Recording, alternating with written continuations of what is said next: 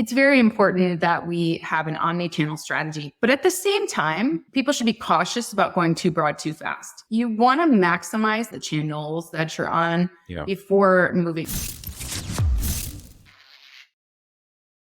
All right, folks, welcome back to the High Voltage Business Builders Podcast. I'm your host, Neil Twa, and I have a special guest here, a good friend, someone who I've gotten to know more and more over the last couple of years as we spend time around each other. And I'm super excited to talk to the things that she knows today in the market. She's an Amazon seller. She's been around, I think, longer than me, in a history of selling. And so she's this battle-worn veteran as we are, grandfathered into all the old things. And of course, with that knowledge comes insights into the new things and things that are changing and how to adapt and maneuver those.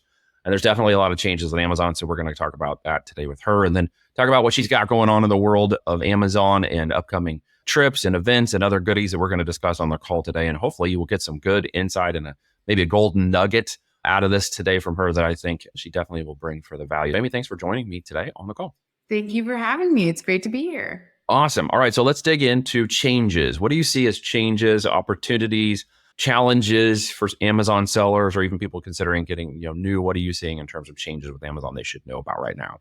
Well, I think the biggest change across the board is definitely the integration of artificial intelligence, AI, right? We've all seen the growth of AI. You joined me on our AI business summit that we had. We're about to have another one, but there is so many changes happening across search engines. Yeah. And Amazon is a huge search engine. I mean, it converts at 6 times higher the rate than any other e-commerce website. And it's because they really nailed down their algorithm. They know exactly what they're doing to show customers the exact relevant search results for customers to make buying decisions. But if you're a seller, you log into Amazon lately, every time you log in, something is changing. Yep. Something is new.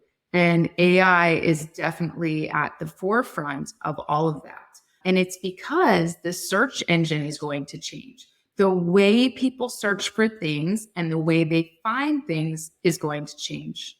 And what we should be thinking about, what I think that we should pay attention to that may drive this, is larger search engines. So when I first started selling private label on Amazon, I started selling regular, just flipping products in 2007. But in 2017, when I started my private label, I have a background in cybersecurity and tinkering and figuring things out, right? So I was looking at the A9 algorithm from Amazon, and there's not a lot of documentation out there. There's not a lot of published stuff that tells you this is exactly how A9 works, right?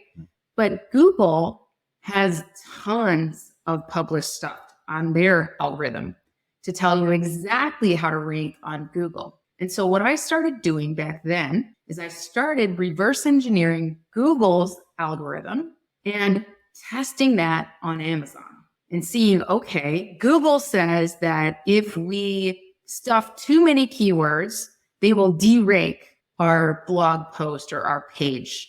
Does Amazon do the same thing, right? In order to be relevant on Google, you have to keep keyword phrases intact and put the most important ones towards your title and the top of your page, and the least important further down. And the length is also important. Is that same thing happening on Amazon? Sure enough, yes, it was. And so when I first started copywriting on Amazon, I paid a lot of money for my molds to get my product made. And so I was on Fiverr copywriting for people. And I was able to take products that we're not selling and find new categories for them on Amazon and just rewrite the listing with new keywords that were less competitive, but that product fit very well. And I was able to help people sell out of saturated products using this technique, and really able to get Amazon's choice badges very quickly, because Amazon's choice is based on who's the most relevant for that keyword, not who is the best seller for that keyword. That's right. Who's the most relevant, right?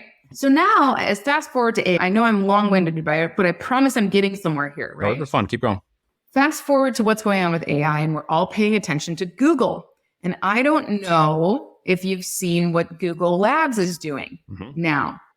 Anyone could go to labs.google.com and they can enable Labs in their Google browser. Yep. And you'll see that you can you'll get AI responses in your Google searches. And those AI responses have summaries of different web pages. They have recommendations from videos, right? So I can ask Google search engine now, what dress should I wear to a summer party? And not only will it show me various shopping results of dresses, but it will also show me videos and what's cool about this is it shows specific snippets from the video, exactly where that particular dress is recommended. And then I can say, okay, well, what about shoes? So what's happening is video is now being integrated into search results. And of course, we always had that with YouTube, but they're also showing little snippets of TikTok videos, things like that in search results.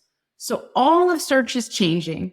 And if you don't think Amazon's going to be far behind integrating video into search, you're wrong. You're wrong. It's going to happen. We've seen it over and over again. Right? Yep. So that's what we have to pay attention to is look at what's going on with AI overall.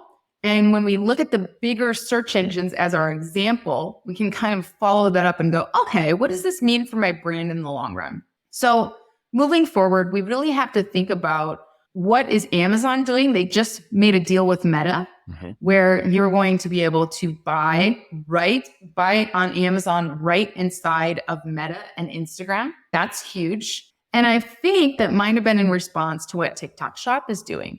Yeah. So TikTok just launched their TikTok Shop platform and people are calling it a money machine. Because just like Amazon, the very beginning, when we first put products out there and they would just sell, and it's not like that anymore because it's a lot more competitive. And TikTok, I'm sure, will do similar things as more and more people get on the platform. But people are using TikTok like a search engine now. We're seeing products that we've added to TikTok Shop that don't have any video content getting sales. Yeah. Powerful. I know that they are moving now into obviously the fees, which just came out, I believe, yesterday. So now they're obviously they just raised their fees to 8%. So they used to be 2% plus 30 cents a unit. Yep. And they just announced they're raising to 8% with a transition period of 6% over the next year. Right.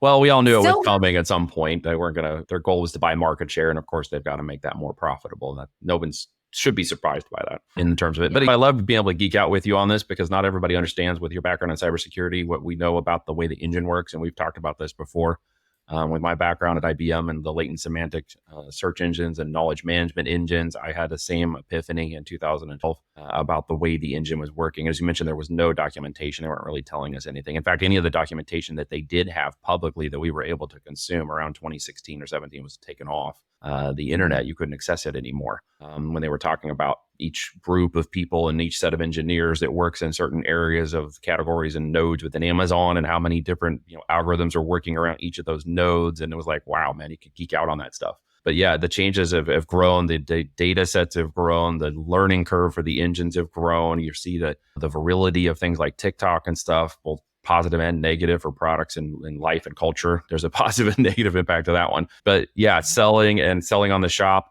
it has its opportunities and challenges too. Right now, I tried to put a brand on and they didn't like my product. So that was really a challenge. So I had trouble getting TikTok to accept my brand and accept my product. I think with some additional product types and stuff, it'll be a lot easier to go through that. What do you see happening in the next year with all that? Do you see yourself doubling down in those kinds of shops and stuff? Do you see yourself doubling down on Amazon? Yeah, I think that that's a really great question. I think that the days are gone. And even in 2024 and 2023, we were talking about omnichannel. Like it used to be all Amazon. And now when you go to a conference, it's a lot more like Amazon, Walmart, other opportunities, that kind of thing, because none of us want to throw all of our eggs in one basket. That's just bad business anyway. You never want to, it's like if you're trying to grow an audience, you don't want to rely completely on Facebook or completely on social media and not get those email addresses, because then Facebook would shut you down one day and you lose everything, right? So it's very important that we have an omni-channel strategy. But at the same time, I think people should be cautious about going too broad too fast. Exactly. You want to maximize the channel that you're on, the channels that you're on before moving. I've seen a lot of people just expand willy-nilly to a whole bunch of different channels and they're just like, I just want to sell more. It's like, okay, well, you have overhead in every single market you expand to. So be very careful about that because it might not be worth it for you. So your question to me was, what are you doing? I've just expanded to TikTok Shop. I'm growing more of my web presence. I've always focused on web presence overall. And I think this really depends on the consumer and what they want for your product. So for me, I sell a litter box cleaner. Mm-hmm. And when you study the market of people who buy litter boxes, which is my category, right? They're not buying litter boxes from eBay. They're going to major retail stores. That's where they want to buy a litter box from and cat litter from. Yeah. It's less of like little websites.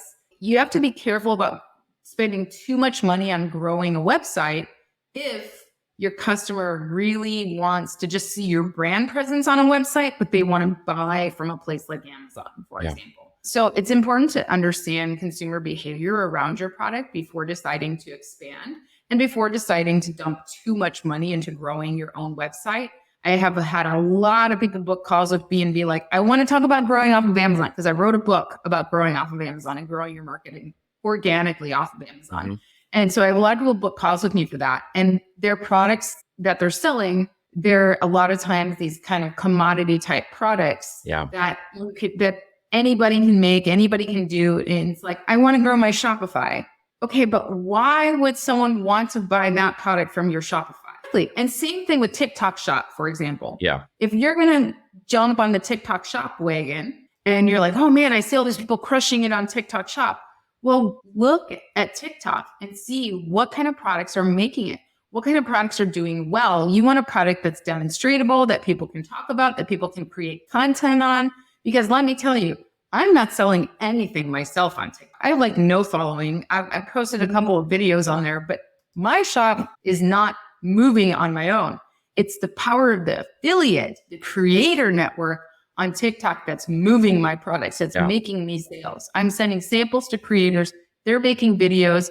And luckily, my product is one of those products that people want to talk about. People want to give their opinion on. Some of the creators are not liking it because a lot of people are like, oh, that's horrible. That's not a good product. So it's either people love it or they hate it. Right. It's good. Right? Well, conflict marketing, that helps. I mean, it drives clicks and comments, which drives engagement and creates more virility in the algo, right? Exactly. There's a lot of, so that's given me the opportunity to go into some of those creators' videos, comments, and answer those with video on TikTok. But it's very important to focus. You always have to know your customer. You have to know your customer and you have to know the platform before you spend a whole bunch of money on it. And then also the platform, why do I say that? We were talking yesterday about this, but why do I say know the platform? Is because if you don't understand your market and the platform that you're on and what is your market share, you don't know if you have the potential to grow. I have people all the time that come to me and go, I want to make. The other day I had a client come to me and say, I want to do 50 sales a day of this product. And I said, well, what are you basing that on? Right now I think they're at 5 or 6 sales a day, right? I was like, what are you basing that on? And they said, well, there's this other brand that they're doing like 500 sales a day. It's like, okay, well, do you know where their traffic is coming from? Have you studied them off of Amazon? Do you know anything about them? And then I actually looked at their product. And their product is different. It's more general. And the product that they're selling, there's no search volume for. It's a very niche product. And there's not enough demand. So I told them, I said, it doesn't matter how much money you spend on this. Like Mr. Wonderful says on Shark Tank, you got to take this thing out to the barn and shoot it and move on because there's not enough market for this. That's right. And it comes down to product selection and choices and where you get those products from. And of course, making sure they're profitable, which is something you and I were talking about earlier, and determining where they go. Where do you source better, innovative products that are higher profitable that don't run into those problems? Yeah. And that, I guess, brings us to our next subject is I have spent 2023 all over the world sourcing products. So I've been in Mexico. I actually own the only multi-category trade show in Latin America. So I own the Canton Fair of Latin America. I started that a couple of years ago. And that was based on the demand of people wanting to get out of China. Mm-hmm. And Mexico having a lot of capability, but there is not a lot of knowledge or access to those manufacturers. There's a lot of very high quality manufacturers in Mexico, but they don't have websites. There's no multi-category trade shows. Yeah. It's very hard to access them. So I started that project. And so Mexico, great option, but there's a lot of work to do before we get to where we can just call up a manufacturer in Mexico and they can make something for us for e-commerce, right? Yeah. They're not quite there yet. They have the capability and quality of China and other countries, but in terms of the training, helping them get there, they've mostly been producing for locally, or it's big brands that have set up factories in Mexico and are then moving those products into the US. So those, just like sourcing in the US, which one of my products is made in the US. So I know the challenges of sourcing in the US. Most of the factories in the US are set up by brands themselves. Yep. So getting them to make something for you, contract manufacturing, is not as easy. The other country that I went to this year to source from is Jordan. So Jordan is a tiny country in the Middle East in the middle of a bunch of other countries. So the good thing about Jordan is that they are really advanced in terms of manufacturing and technology. And the other great thing about Jordan is there's a free trade agreement, so there's no tariffs. And the other great thing about Jordan is because they're in the middle of all these other countries, they're already great exporters. Unlike maybe a factory you find in Mexico that maybe has never exported to the US or anywhere. They're just clueless about that. In Jordan, all these manufacturers that I talk to, they're like, yeah, I already export to 64 countries. What do you need? Nice. It's right there for them. And then the next country, I went to Turkey, sourcing as well this year, and learned that they do a lot of fabrics and textiles. That was really interesting. And that's a growing economy. It's a great place to invest.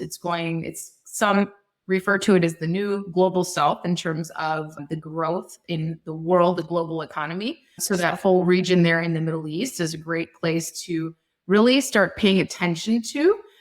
But we can talk about that on a different podcast or a different time when we talk about finances and investments. Yep.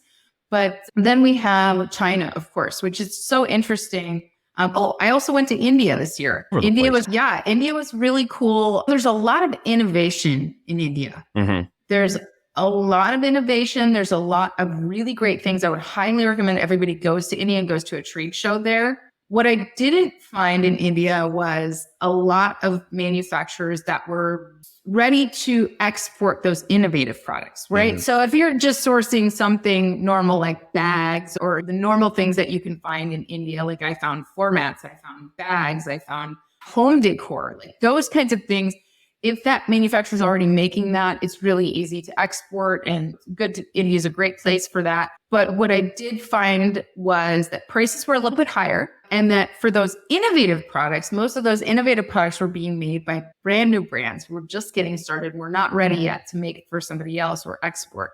But the ideas I got from going were just incredible. Yeah. So that was really cool. And then I guess we should talk about China. Everybody loves and hates China. It's like, we love you, but we hate you. A lot is changing in China. The workforce has almost completely changed. Yeah. This was my first time back to the Canton Fair since the pandemic. And the suppliers themselves, a lot of them are moving out of China because of what's going on with the tariffs, everything else, with the global economy. A lot of those manufacturers are moving. So they're moving to places like Vietnam, India, Mexico.